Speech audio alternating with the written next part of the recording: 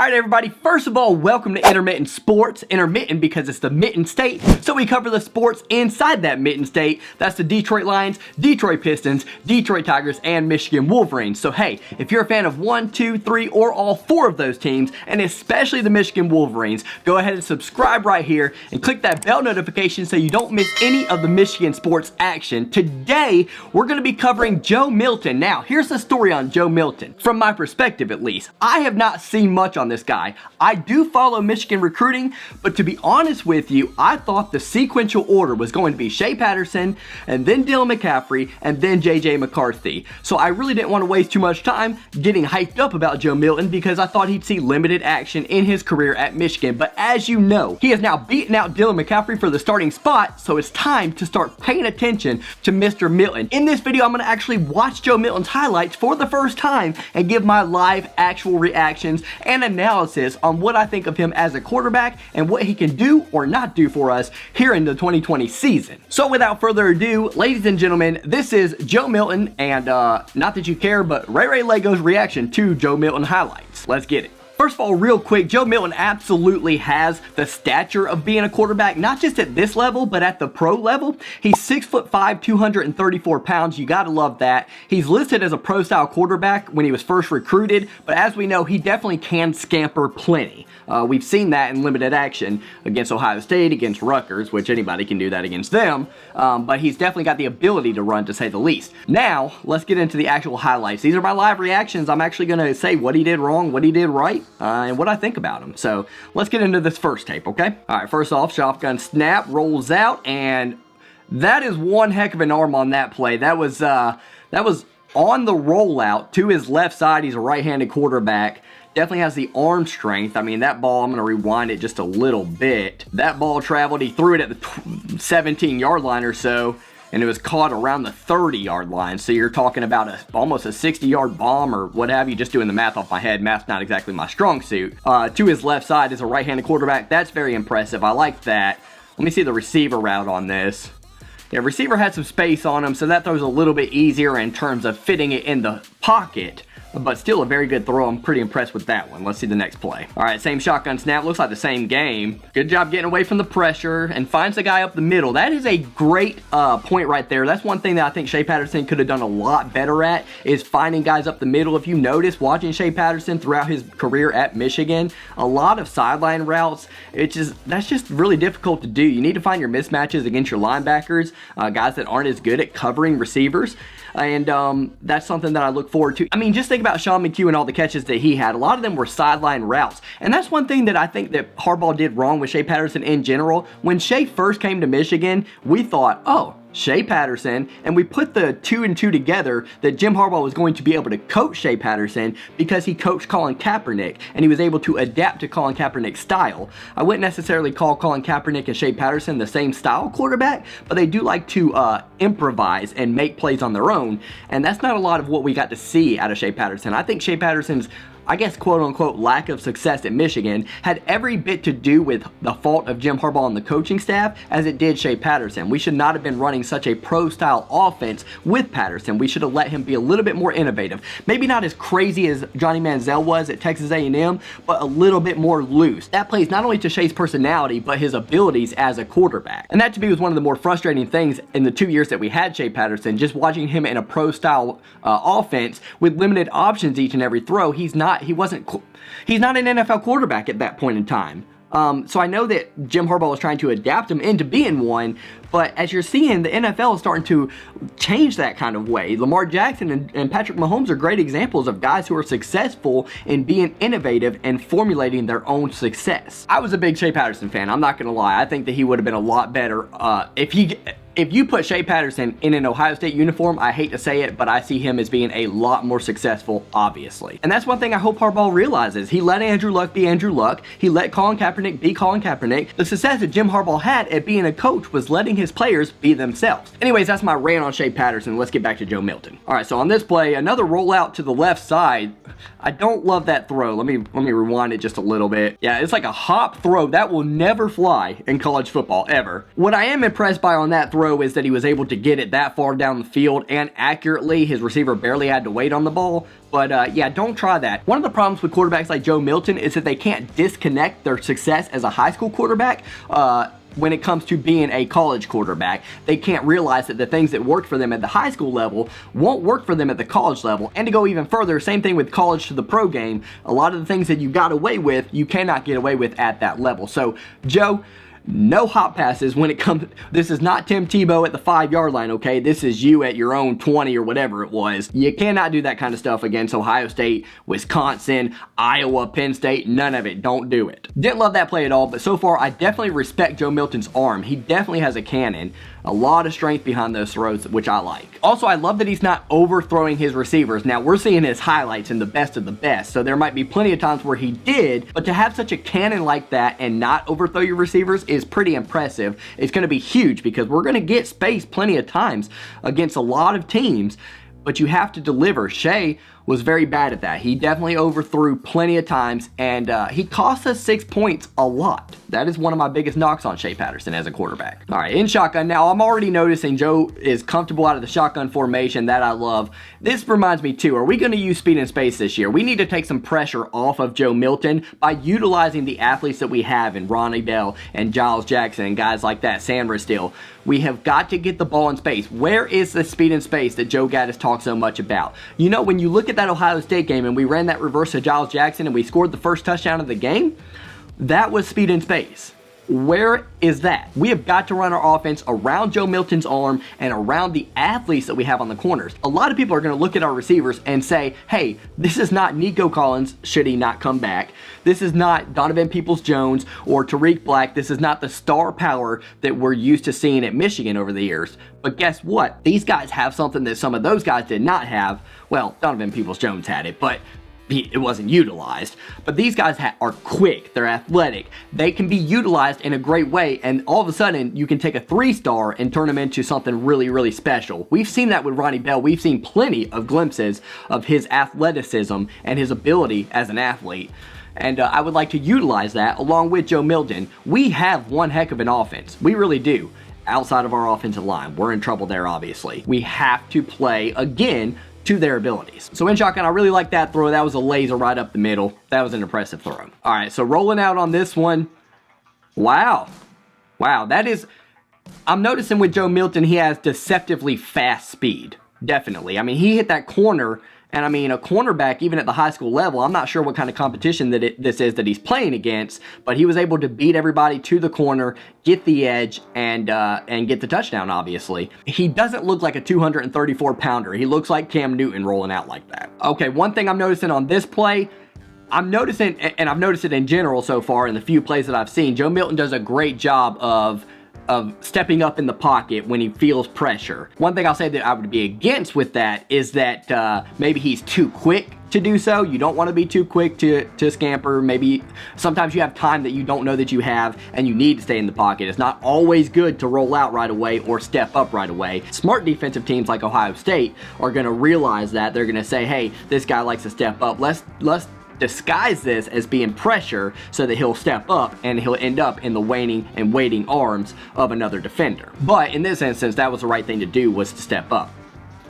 and scamper.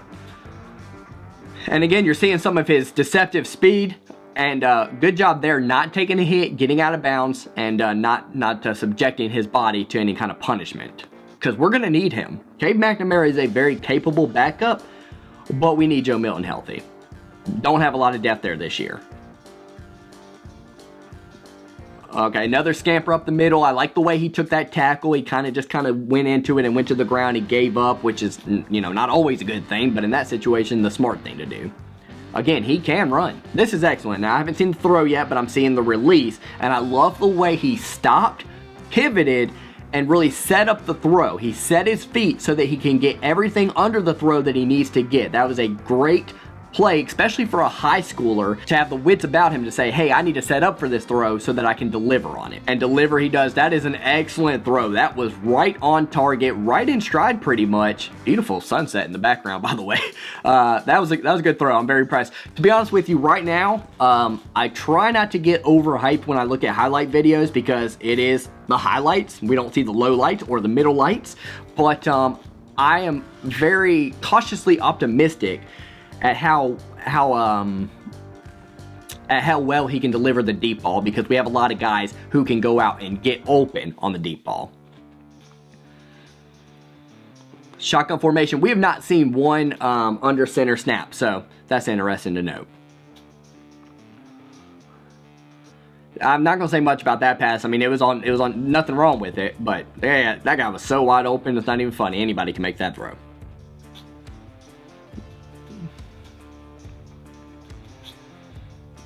Again, great job stepping up, rolling out. Oh, wow. He delivered there. That was a good throw. I'm also seeing that Milton is throwing on the run a lot. It's what I mentioned earlier. I wish we would have seen much more of that out of Shea, and they didn't really give him that opportunity. I hope that we don't make Joe Milton be something that he's not and just sit in the pocket. It looks like he's very comfortable buying his own time, which is something that you can do at the college level, and you're starting to learn to do at the NFL level. Great ball there. Stands up in the pocket again and delivers once again. He has very good peripheral vision. I like it. I definitely like the sense that he has for pressure coming inside, outside, every which way. That's going to be important, especially when you have 5 new offensive linemen, or Jalen Mayfield's coming back, so 4 new offensive linemen. So that is something you're going to need to be good at, is feeling the pressure and escaping the pressure right out the gates. Don't love that release there. It looked like he kind of hopped a little bit. I mean, I don't want people to get too fancy with it. You know, you can't do that in the Big Ten. That stuff can fly in the Big 12. It can fly in the Pac-12. It will not fly in the Big Ten. Scamper there, and again, you're seeing a little bit of his speed and a little bit of a juke move, and then the ability to get himself into the end zone. I like that. Same thing. Definitely has a... Yep, that's a touchdown. Definitely has a knack for seeing the end zone and seeing the pylon. Some guys aren't great at that. They don't really have the desire to get in the end zone.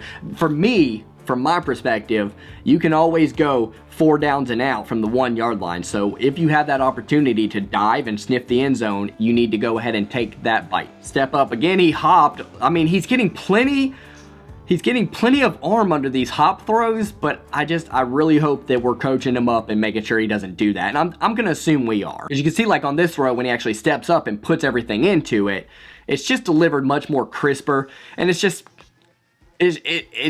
a lot safer. I like that throw. A lot of people aren't going to like that throw because it was in double coverage, but I like it because he knew I don't know anything about this receiver, but it looked like a bigger receiver that knew how to go up and get the ball, and he knew that, and he recognized that. That's something that Shea could have been a little bit better at in his career for sure. Definitely got the ball to Nico Collins plenty of times, but I would have liked to see more shots, honestly, downfield to Nico. I mean, a lot of the times that we would go to Nico like that, he delivered. So I just don't understand how few times we would throw the ball downfield in that manner. And that might not be as much Shea as it is the coaching staff again. Backside pressure, good throw. And rolling out, escapes the pressure. He does a good job of just looking downfield right there, especially just with the pressure that was coming behind him. He basically ignored it. I mean, he knew it was there, but he focused on what he had to do, which is making the throw. I'm telling you right now, I'm pretty impressed. Like, I thought that I was going to come in. What I know about Joe Milton, I think he's thrown like 11 passes at Michigan, and 2 of them went for picks. So that's what I know about Joe Milton. Again, haven't seen much of his highlights. Kind of skimmed through them back in the day. But I really like the way he kept his head upfield and threw the ball right on target there. Good throw. All right, I'm going to play one more highlight video, but before I do that, I want to talk about why I think Joe Milton got the starting nod over Dylan McCaffrey, and I'll keep it pretty simple. For me, Dylan McCaffrey's throwing ability and just the way he would panic whenever he was in the pocket was a big, probably deciding factor in this. He would he would Brett Favre it with his throws a lot. Not necessarily the sidearm or slinging stuff or doing crazy things, but he would just throw it a mile a minute and really, really fast. And it didn't seem like he had a lot of touch on his balls. I know a lot of people might disagree with that. I think people are getting enamored with the idea that Dylan McCaffrey is Ed McCaffrey's son and Christian McCaffrey's brother. So there's good genes there, and clearly Dylan McCaffrey is one heck of an athlete. I think he's going to be good depending on where he goes. I think he needs to go to a school like a Big 12 school or a Pac-12 school where he can really kind of show off his abilities and go against some easier defenses, to be honest with you. I like Dylan. I liked his attitude on the team. I love the way he was there for his team. I love the way he would fill in for Shea anytime Shea got hurt. He was like ready to go, and he was a good, serviceable backup quarterback, to say the least, and I was excited to see him as a starter. But I'm not exactly shocked that Joe Milton got the job. My guess would have been Dylan McCaffrey going into the season. I know Steve Dace was all on the Joe Milton train. Kudos to him. He called that early, very early, way before the offseason even started. But I thought Dylan was going to win just because Harbaugh typically goes with the next obvious option. I give kudos to Harbaugh here and Gaddis. I'm sure Gaddis had plenty of input with this, and he did the hard thing, which is saying, hey, you know what? Dylan's supposed to be the next guy, but this Joe Milton guy is improving. He's got the stature of the quarterback at this level and the NFL level, and he's got a little bit more upside to him. That is the biggest thing to me, is the upside of Joe Milton compared to what we've seen out of Dylan. I think the most we've seen out of Dylan is pretty much what we were going to get. A good job scampering when he has to, decent throws, especially short field throws. But he made me very nervous when it came to like 3rd and 10, any kind of long down and distance that we would have, which we get ourselves into a good bit, especially when we run the ball on 1st and 2nd down and don't run an actual modern day offense, which I hate that Harbaugh does sometimes or gets stuck in. Again, speed and space is what we're supposed to be. At least that's what we got promised. But for the most part, I just think Dylan forces a lot of his throws and just throws too fast in general. He really needed to learn to have touch. When I'm watching Joe Milton right now, I'm seeing a lot of touch on the football, a lot of flicking of the wrist, a lot of trusting his receivers, a lot of finesse as opposed to just trying to push the ball and sneak it in there. I like the way he throws the ball and trusts his arm and just flicks the wrist and makes it directional and gets it to where it needs to go. Now, am I saying that I think Joe Milton was more ready than Dylan McCaffrey coming into this season? Not necessarily. I mean, Dylan obviously had more of the experience. Hindsight's 2020, but obviously I would have liked to have seen Joe Milton get more action if it was going to be this way and he was going to get the job. But again, that's not something we knew back then. So this is what we have. And I think Joe Milton is very capable. It's going to be a tough schedule for him, though. I mean, Michigan's not Ohio State. We didn't get our crossover games as Illinois and Nebraska. Instead, we got at Minnesota and versus Wisconsin. So they want to make it hard on us. And I know there's a lot of reasons why that had to be that way, but it just seems kind of like what's going on here. But yeah, so that is my reason why I think Joe Milton got the starting job over Dylan McCaffrey. There's been steady improvement out of Joe Milton. He has much more finesse. He has the bigger, stronger arm, and looks like he's more accurate with it. Same scampering ability as well. So I would say both of these guys, from what I'm seeing, need some steady improvement and learning to stick in the pocket. Again, I said, I like when our quarterbacks get to roll out and be innovative, but on a play where you're supposed to stay in the pocket, I wish they wouldn't panic so easily and get out of it before the play actually develops. But from what I'm seeing out of Joe, yeah, he kind of leaves a little bit early, but a lot of times it's warranted. There's a reason why he did it. Whereas Dylan, it seems like he did it just willy-nilly and kind of freaked out a little bit. All right, so I got the gist of Joe Milton as a high school quarterback. Let's see the very limited, I mean, this video is literally 52 seconds that I'm about to be watching, action from Joe Milton at the collegiate level. And I can already see the first plays against Rutgers, so we're not going to really know too much about that. I'm not going to get too excited about this play, to be honest with you. I'm not dogging Rutgers, but come on. All right, come on. All right, so shotgun formation, we put him in, obviously. Rolls out, good job there. And just a regular throw, delivers wide open. A good throw, but doesn't really tell me much about Joe Milton as an athlete or a player.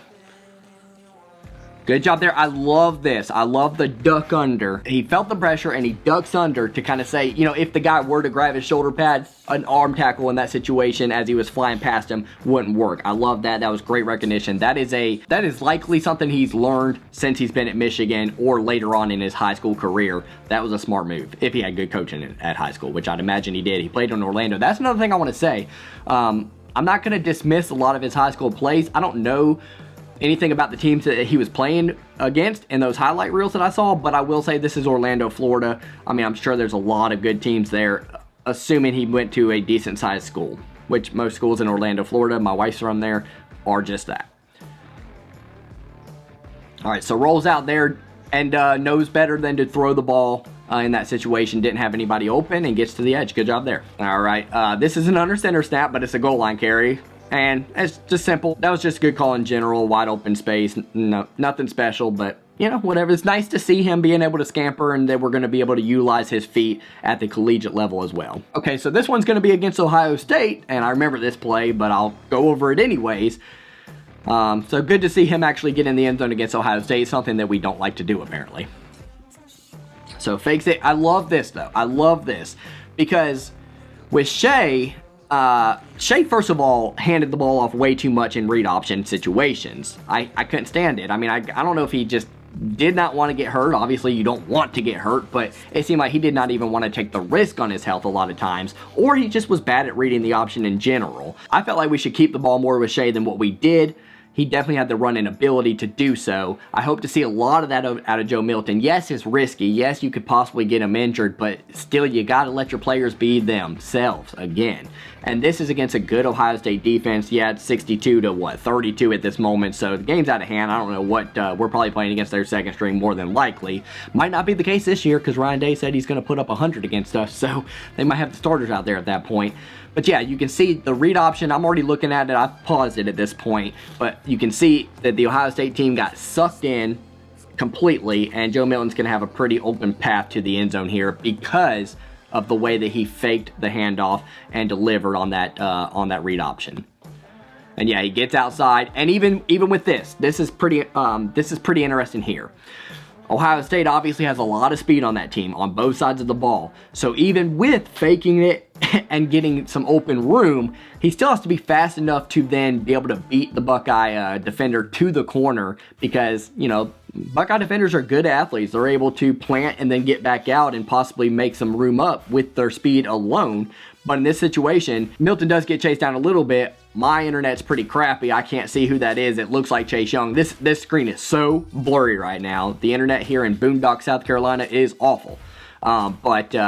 Yeah, on that play, I like how he really sold the fake and he was able to get into the end zone for that reason. Trust me, Ohio State didn't want to give up a score there at all. So they were playing hard. And if that was Chase Young, then I was wrong. They have some of their starters in, or all of them. So good play there. This one's against Rutgers, so what are we really going to know here? But hey, good delivery there. Corner of the end zone. You know, really set up for that throw. I like the poise in the pocket. That brings the score only to 51-0, more than likely 52-0 with the extra point. And that is all for the Michigan highlights out of Joe Milton. So what did I learn today?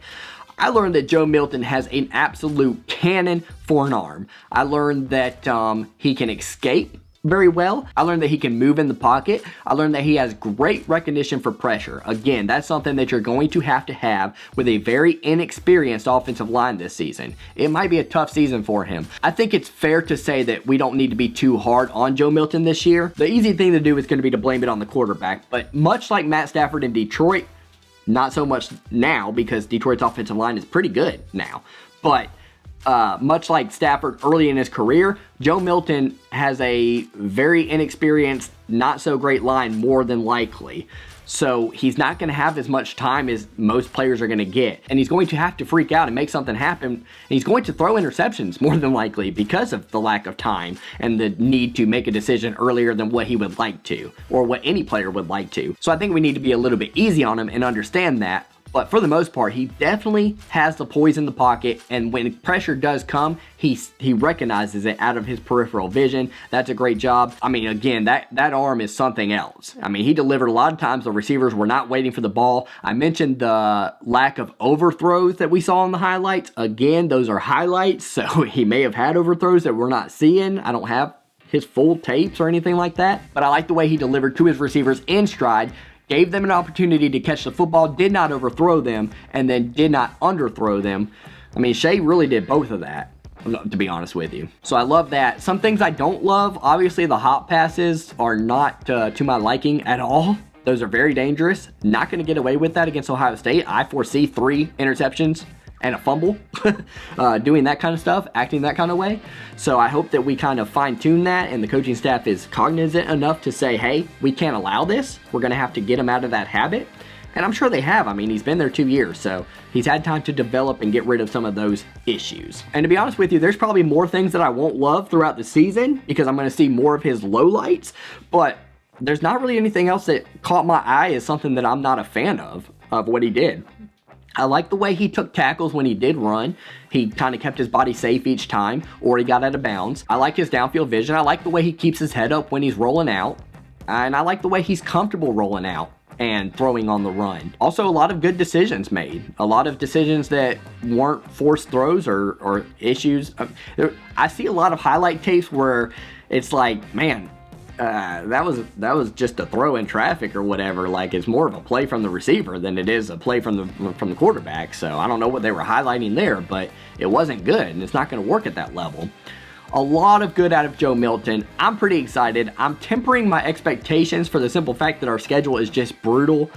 I'm hoping that we at least go 5-3. I'd love for Michigan just to surprise the nation this year. I know we're capable of it. I know that if Harbaugh and Gaddis allow the offense to be a little bit more explorative and fun and creative, that we can do big things on the offensive side of the ball. And while we are very, very young on the defensive side of the ball, I know that we have the ability on that side. We have the ability there for sure to get it done. Maybe not against Ohio State, maybe not against either or of Wisconsin and Penn State, but definitely the capability to do it. So we'll see what happens. But for the record, I'm on record saying I think Joe Milton's going to have a good couple of years at Michigan. I've seen some videos saying he's going to be one of the best in a long, long time. I'm going to limit that expectation for now and see what happens. I'm going to see a little bit more out of him in a Michigan uniform as a starter particularly. But I like what I see so far. Definitely has the stature, definitely has the arm, definitely has the mentality of a college quarterback and a good college quarterback at the University of Michigan. So guys, that's it. That is my reaction to Joe Milton's highlights. Again, this is Intermittent Sports, the channel where we go over the Michigan Wolverines, Detroit Pistons, Detroit Lions, and Detroit Tigers. I'm all over the place here. But yeah, if you like 1, 2, 3, or all 4 of those teams, make sure you subscribe to get more content. We are doing everything here. Funny skit videos, highlight reaction videos like this, previews. I'm comparing 2 different players or 2 different teams in a fun and creative way. My friend Phil and I are calling the games live. That's a huge thing. If you love Michigan football, you can watch it on the TV screen and listen to us. We're going to be calling the games, and you're going to get actual perspective of Michigan fans.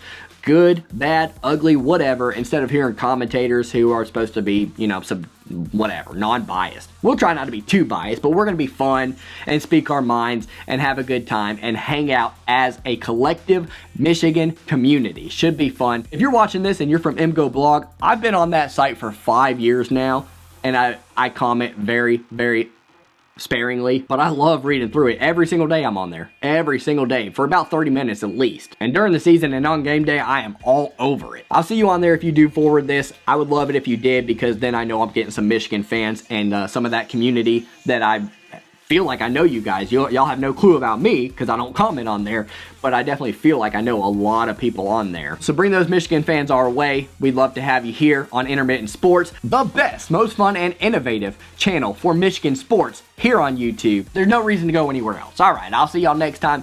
Thank you for watching. If you could, go ahead and give this video a like. See y'all next time.